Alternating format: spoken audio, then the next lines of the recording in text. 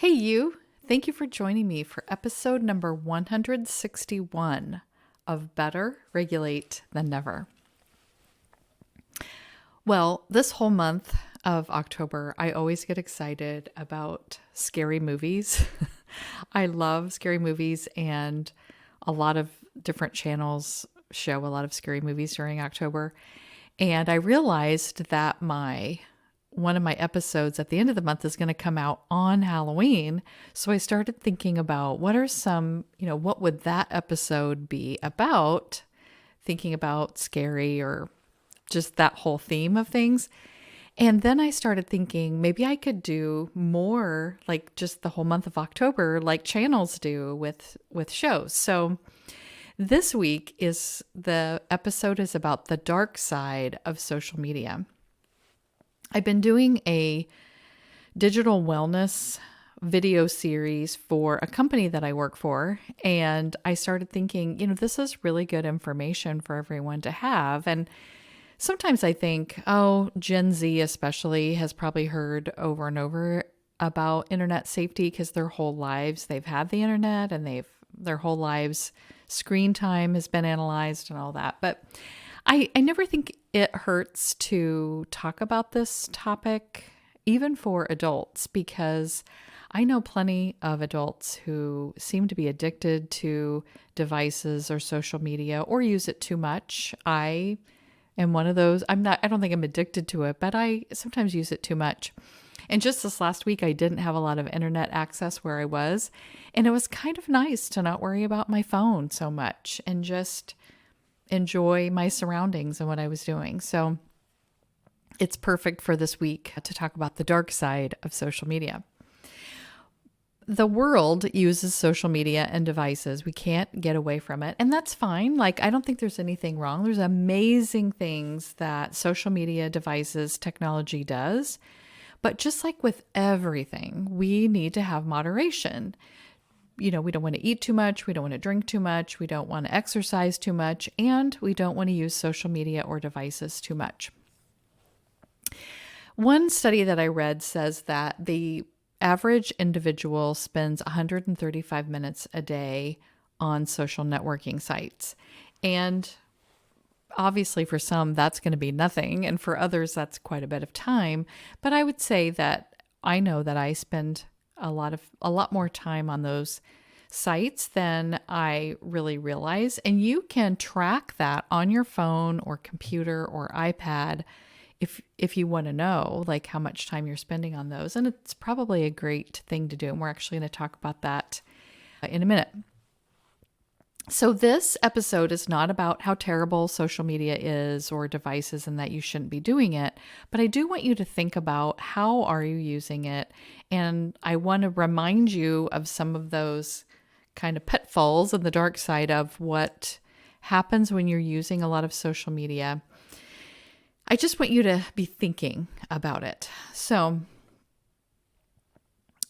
the main thing that I'm seeing when I look at studies and what people are seeing with social media and young people is that it is affecting people's mental health.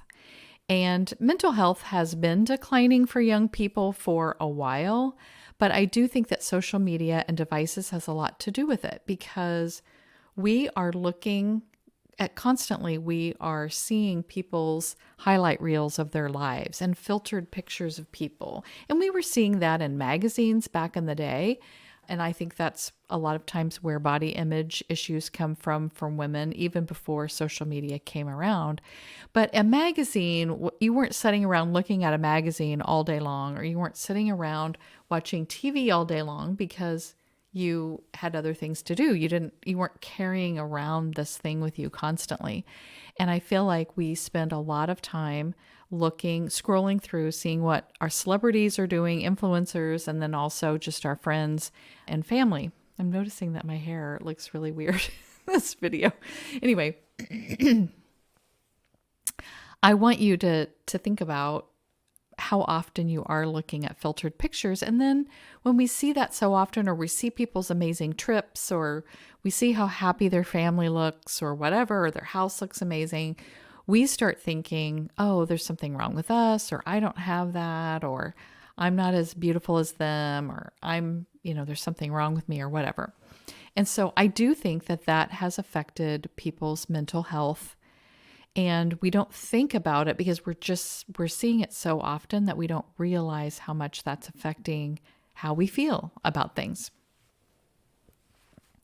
Then just being on social media, our chances, especially as a young person, I don't notice this so much for myself because this isn't how I interact with people as much. But being cyberbullied, working in a school system as many years as I did, kids were constantly being bullied or treated badly in some way through social media.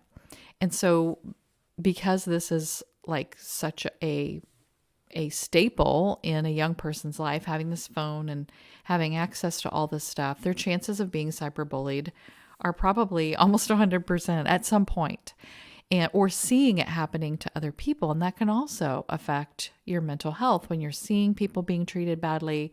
Maybe you're the target, or even just being sort of a bystander and all of that. And then our physical health is affected because, for one, just the act of looking at your phone or being on a device of some kind, whether you're playing video games or binge watching Netflix or any of the things that you do on devices or with social media, you're not exercising, you're not moving your body. Now, there was a time, and I'm sure that this may still be going on, but there was a time when there were active video games where you had to actually be doing something to make the characters in the video game work. And I think that was a great way of getting people more active and making it more fun. But I would say the majority of what we're doing on social media, we're not being active with ourselves. And so that part affects our physical health. And then we're also our eyes are being strained, so that can be a problem. Our necks are usually down because we're looking at something. And so there's a lot more neck pain and back pain associated with using social media a lot. And I would guess if you're, just binge watching things or doing a lot of hours of video games, there's a lot of tension in your body that doesn't get removed by moving around and doing things. We also see that sleep is affected. So because people are playing video games too long or binge watching things or just looking at their phones late into the night, or maybe getting involved in some kind of conflicts late into the night on these devices, then they're not sleeping or not getting to sleep at a good time. And so not sleeping affects our physical health. And also we see academic performance and work performance going down because I'm sure you've looked around at your classmates and seen them being on their phones instead of paying attention to the teacher. Or if you work, you've probably seen coworkers, and hopefully not your boss, but that could be the case too if your boss is a younger person, or maybe if they just seem to be addicted to devices, being on their phone instead of doing the performance at work that they should be doing. And I think young people probably get in trouble a lot at work about phone usage, and there may be some rules about them at your work.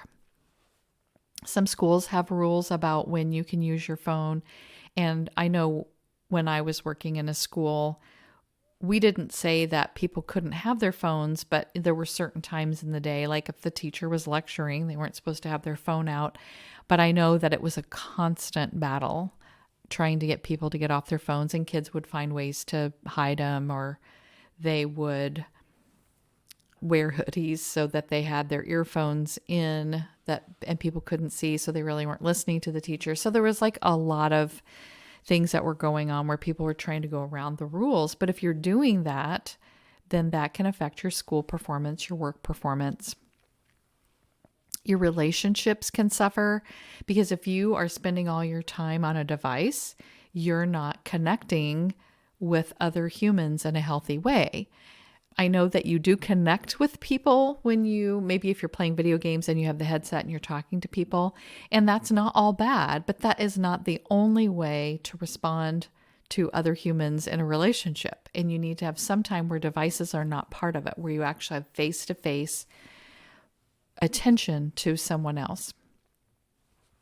And you need to be paying attention to your parents and siblings too, sometimes.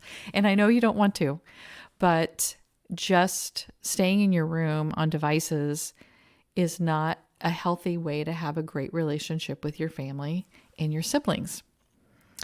We also can be exposed to content, not only that is annoying, which is what I find most of the time, like someone having a fight with someone else, and you're exposed to that because you're seeing the words of, people yelling at each other about something, people posting things that are against your values or against what your views are on things. And, I'm fine that people can say whatever they want to say. That's great. But I am exposed to a lot of things that I probably wouldn't have been exposed to because I'm scrolling and I see stuff and I'm like, really?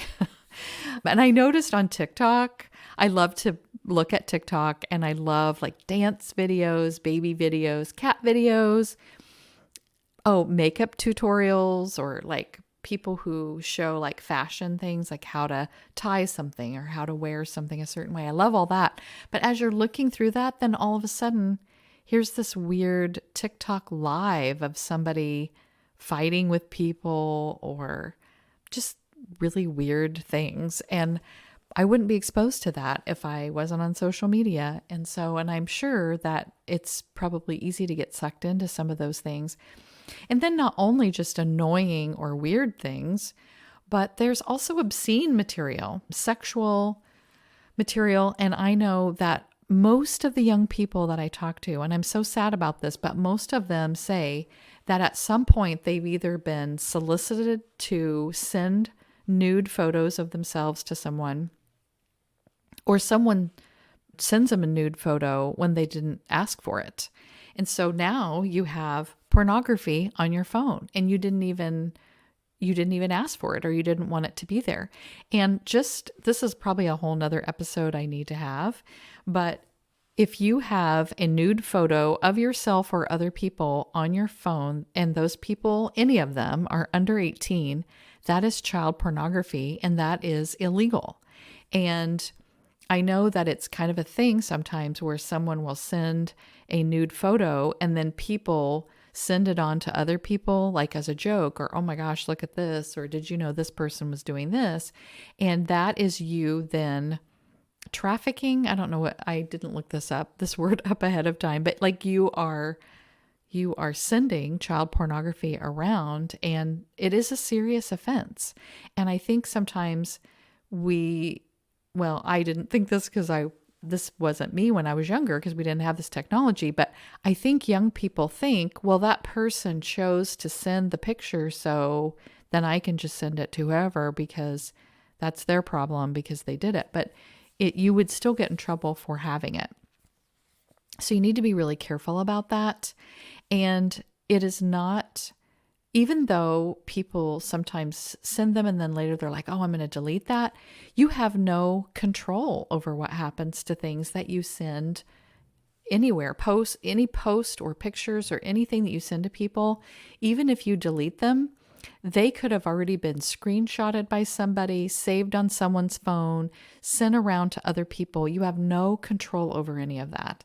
And so you have to be really careful, because even if the person you're sending that stuff to is your boyfriend or somebody that you are in a relationship with, you may not always be in a relationship with that person, and they now have access to things that they could use to hurt you. So just be really careful about what you're doing with that. But like I said, I think that could probably be a whole episode in itself.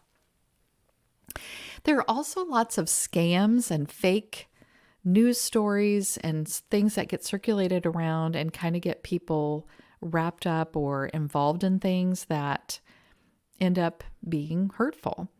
And I used to think that it was older people that were getting scammed because we aren't digital natives. We aren't used to using technology, and that we were the ones that were getting mixed up in it.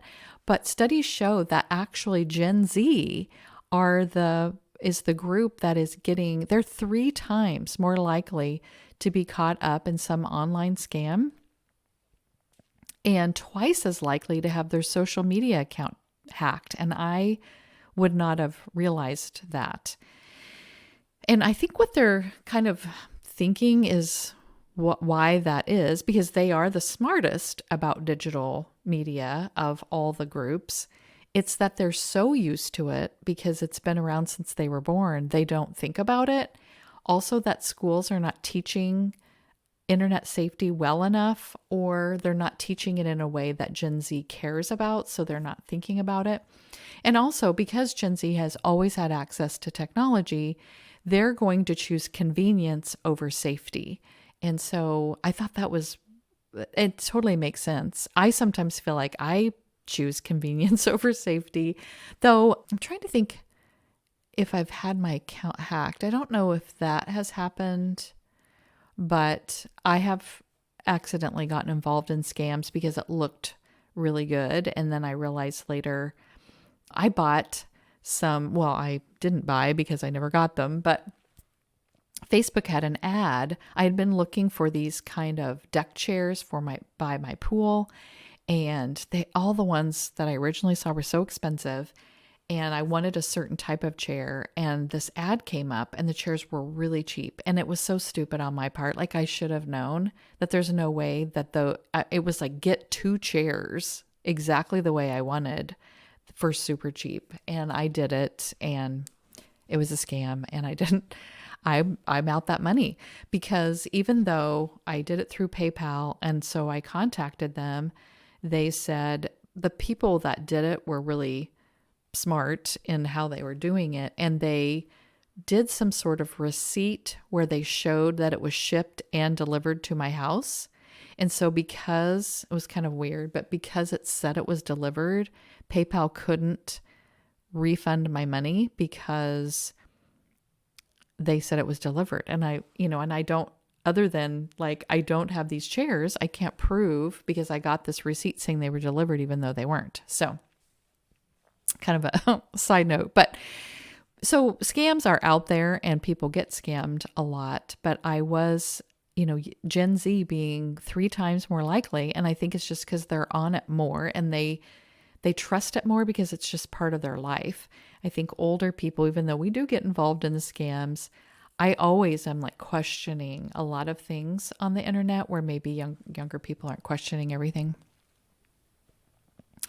So one of the ways that I want you to kind of start looking at having this balance in your life between how much you're on social media and then when you're turning it off and doing something different is just for 3 days, observe how much you are using it. Like, just maybe make tallies, or every time you pick up your phone or binge watch something or play video games, just keep track of like, what time was it when you started and what time was it when you were done, just to kind of give yourself an idea of how much am I using.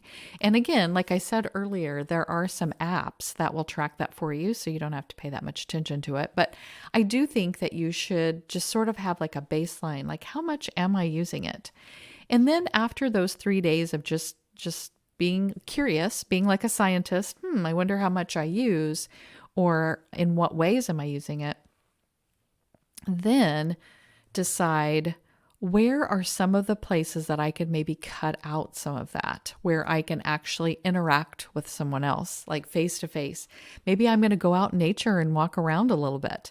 Maybe I'm going to play an instrument or bake a cake or do something else that doesn't have to do with being online, or reading a paper book, something that is just not what when you don't use social media or devices as much, you have this open time to do other things. So just try it, just see. And also look at how you're using social media and devices. Are you just consuming and scrolling and just like sitting there paying attention to something? Or Are you creating using technology? I think technology is amazing. I've loved I try to keep up with it as best I can and learn new things and create things with it, like creating this podcast, creating videos for my YouTube, creating worksheets and workbooks for my clients, or whatever, all these things that you can do with it. Are you creating and something that can help the world or even just help yourself? Or are you just consuming? So look at both of those things and just ask yourself some questions about it. And where can you have more of a balance? Where can it be 50% doing stuff on social media, 50% not on any devices? Or how can you do 50% consuming, but 50% being creative with technology? So just think about how that can work in your life, because you do need to have a balance about it. And I know that's hard. And I'm also going to link a video in the show notes that I watched recently that I really was fascinated by. And they did a social media fast. And if you know what the word fast means, it means that you just cut it out completely. And they did 7 days. Now, even me, could not do 7 days without social media or 7 days without being on a device. But it was fascinating what these kids said, because it was all teens who did this. And I loved the things that they realized about themselves when they weren't on it for 7 days. So just watch the video just to give yourself some ideas of what would it be like if I didn't use social media as much. Because again, I'm not telling you to do the 7-day fast, though if you think you can do it, I would love to hear what you think about it or what happened to you when you did it. Or even if you cut down, what new things have you tried, or what things have you created that you wouldn't have if you were just on your device all the time? So think about that. Now, if you know someone who should hear this or see this, please share this episode with them. There's a share button on YouTube, and there's also a share button wherever you listen to podcasts, where you can just share it in a text or share it in an email, or however, share it in a Facebook message, to let other people know about this episode or any of my other episodes that maybe have been important to you.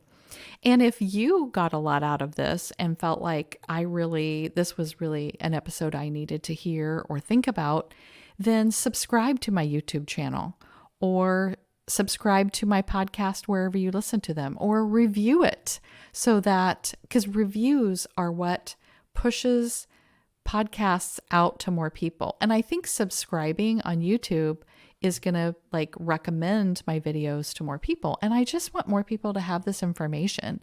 This is my creation in the world. This is me contributing to my community and my world. And I want more people to know about it. So that's the best way that you can help me in all those areas. And I just think that a lot of Gen Z people, especially, don't know how this information could really help them. And I want more people to be aware of it, to see that, oh, that is helpful. And I do have more control over my life, and I do feel better because I'm being really intentional about things. So I just want to make sure that all young people are feeling good about themselves and having their best lives. I'll talk to you soon.